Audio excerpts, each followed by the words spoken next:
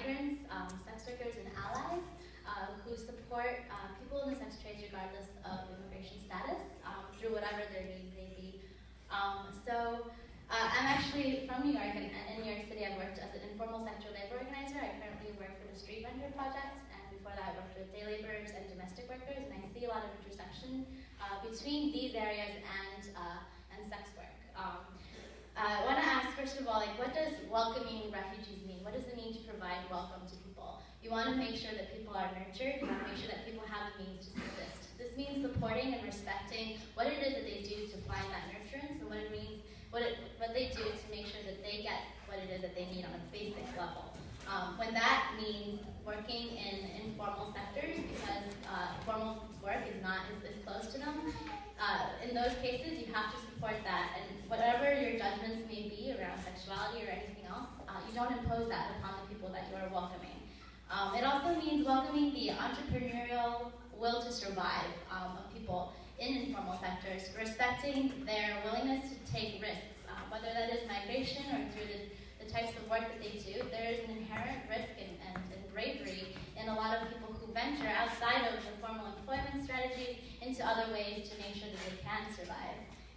And hi. Okay. Do you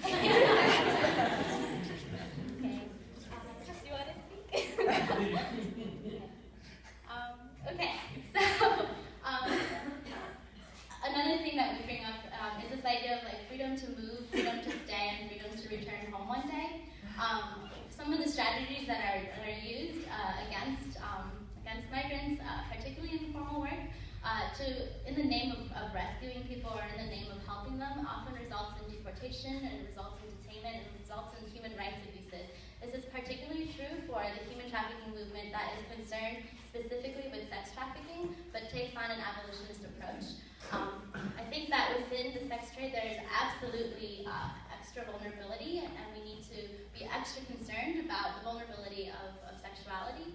On the other hand, using policing and immigration detention to address those things only forces people into more dangerous situations. And so when police are going around and supplied with additional funding to use raiding as a way of rescuing people, a lot of times what we see is additional harm and trauma imposed upon the people that they're supposed to help. So the only way to really address this is, again, respecting the efforts and entrepreneurial risk-taking of people just trying to procure a means to live, and respecting small business outside of the laws that were created for big business, right? Our ideas of what work is and what labor is actually created by laws that are meant to protect particular business interests, and the ways that we have worked before, the ways that we've always supplied each other with food and with community before, are suddenly now made illicit in the interest of formal work.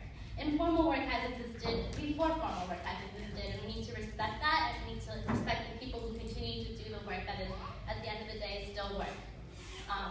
And then finally, I want to talk about in the name of vulnerability of violence, of sexual violence, I want to talk about the vulnerability of just domestic violence, particularly for a lot of migrants, and how sex work has in many ways been for many women and people of many genders the means of resistance and a means of resilience when the marriage system does not go right. Marriage has been also a kind of formal business. It is the formal way for us to reproduce, and for folks who are refugees of that business or who are outside of that formal sector, there's very few means in a very sexist environment to continue to survive for a lot of women. And so for a lot of sex workers who are victims of domestic violence, sex work is a way of finding refuge from the violence of paternalistic love. And for people who are, sorry, I wrote the sentence down in the rain and it's very hard to read. Sex workers facing domestic violence are refugees from the violence of paternalistic love, for folks who are displaced by institutions of patriarchy.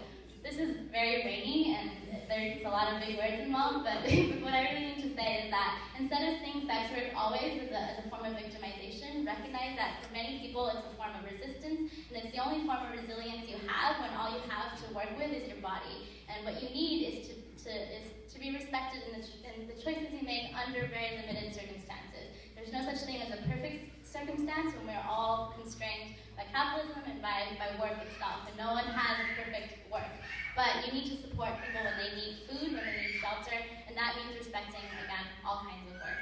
So I hope that you will welcome refugees, and that means also welcoming refugee sex workers who are